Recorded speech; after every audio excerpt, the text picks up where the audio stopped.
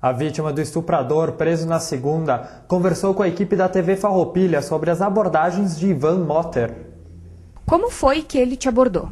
Eu estava indo fazer um trabalho e estava seguindo pela rua, era 2 quadras da minha casa, e numa estrada de chão. E eu fui indo e eu vi que senti, né, que estava vindo uma moto e essa moto foi perdendo a velocidade. E quando eu vi aquilo eu pensei, esse homem tá parando porque ele quer me pedir uma informação. Aí logo que me veio isso na cabeça eu pensei, mas que estranho, né? Pedir uma informação aqui, eu tô sozinha, não tinha ninguém na rua, assim, tá bem deserto ali, né? Foi à tarde, bem no meio da tarde. Então eu já pensei, meu Deus, o que ele vai fazer, né? Eu fiquei assim, aí foi tão rápido. Ele desceu daquela moto e ele pegou e me apontou a arma. Nesse momento, assim, eu fiquei sem saber o que fazer, sabe? Na hora, assim, me deu um gelo e me deu uma tremedeira. Eu pensei, vou pegar, vou correr, vou gritar. Mas ele já veio avisando que não era pra mim gritar e que era pra mim subir na moto. Ele já veio meio que me puxando, assim, veio ao meu encontro. E eu pensei, eu vou correr. Mas ele disse, se tu correr, eu te atiro. Eu vou atirar. E então eu pensei, né, um assalto, né, e eu não vou reagir, porque a gente sabe que quando se reage a um assalto, sabe que a coisa não acontece, né, e ele já veio ameaçando, dizendo que, tá, então eu vou obedecer ele, vou subir na moto. Aí ele já veio me pedindo, ele disse que queria R$500. E eu disse que eu não tinha, né, eu estava com uns livros. E deve ser assim, a gente pode ir no banco e no banco eu consigo, né? E daí ele disse assim, tu me consegue quanto? Eu disse, quanto que tu quer, né? Daí ele disse, 1.000, tu me dá uns 1.000. Aí eu disse, então tá. E eu tava muito nervosa, assim, eu queria negociar com ele pra ele me deixar livre, me sair daí, né? Eu disse que eu levava ele no banco, enfim. Mas daí ele se irritou, isso eu já estava na moto. Daí ele disse assim que era pra mim calar a boca, que ele não queria mais ouvir a minha voz e que se eu falasse mais uma vez ele ia atirar. Aí eu vi realmente o que ele queria, né? O que queria aprontar. E então ele seguiu, né, com a moto, me levou para uma área deserta, né, um mato, e ele fez, né, o que ele queria fazer ali. Ele chegou, colocou a moto bem de frente, assim, pro mato, e daí nessa hora ele dizia que não era para mim olhar para ele, né, que ele cuidando, né, ele tava com o capacete todo camuflado, sabe, que não dava para identificar ele, sabe, nessa hora. E ainda ele me ameaçando, ele com a arma. Aí ele disse assim que era pra mim fechar os olhos. Aí eu vi que ele começou a mexer em coisas que ele tinha.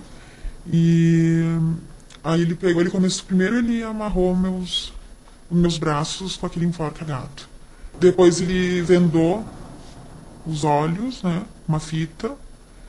E vendeu os olhos. Aí ele pegou, tinha a moto ali, ele pediu pra mim ficar de frente ali pra moto.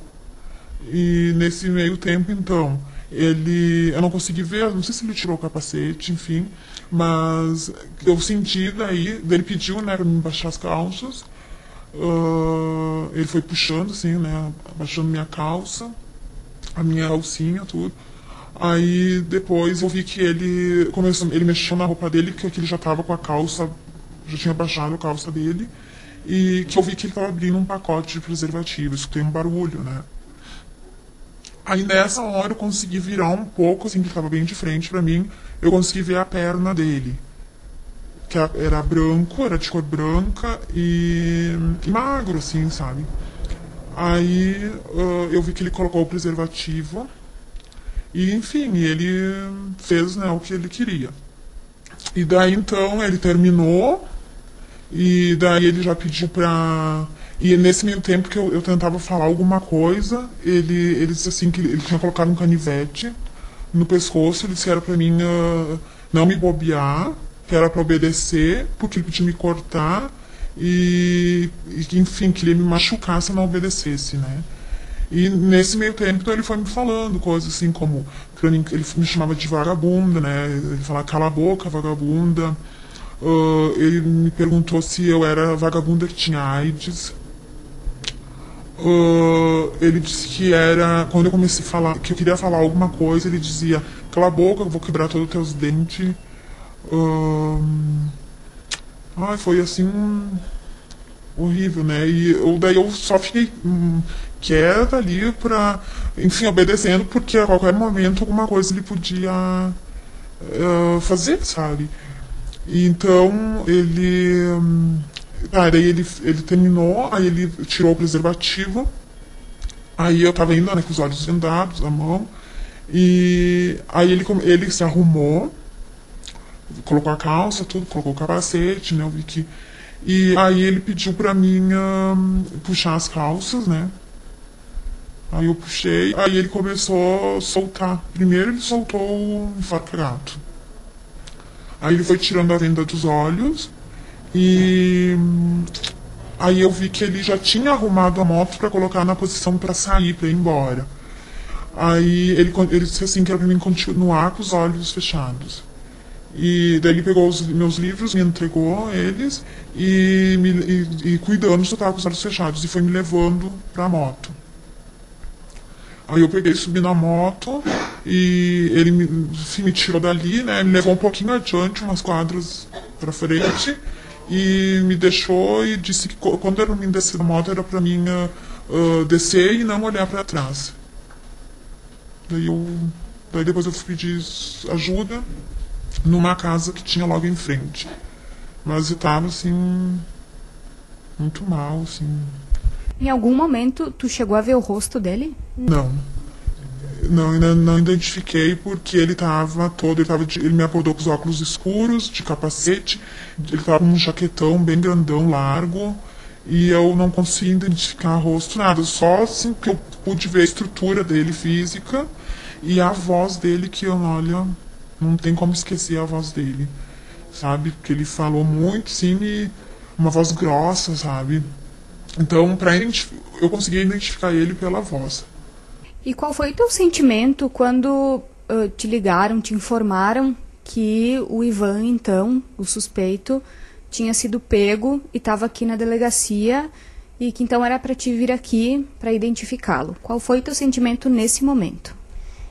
Eu digo, meu Deus, que coisa boa, né? Conseguiram colocar a mão nesse sujeito, porque tinha meninas que estavam 3 anos ali esperando. Para mim não faz muito tempo que aconteceu isso. Então, enfim, conseguiram colocar a mão nele e acho que a justiça tem que ser feita, né? Tem que ser feita porque deixar uma pessoa dessas soltos por aí, isso aí cada vez mais ia acontecer mais e mais e enfim, né, a gente não tinha mais nem segurança de sair na rua, que a qualquer momento podia acontecer alguma coisa, com aquele medo, sabe? Então, para mim, nossa, foi muito bom e eu fiquei feliz, enfim, acho que todo mundo, né, que isso aconteceu, acho que já estava na hora de ser tomada uma providência, né? E, enfim, agora tá aí. A gente só espera que ele continue no lugar onde ele foi colocado, né? Depois, então, desse acontecimento, tu tá fazendo algum tratamento para superar tudo isso que tu passou? Sim. Eu tô fazendo tratamento, fazendo análise, né? 2 vezes por semana.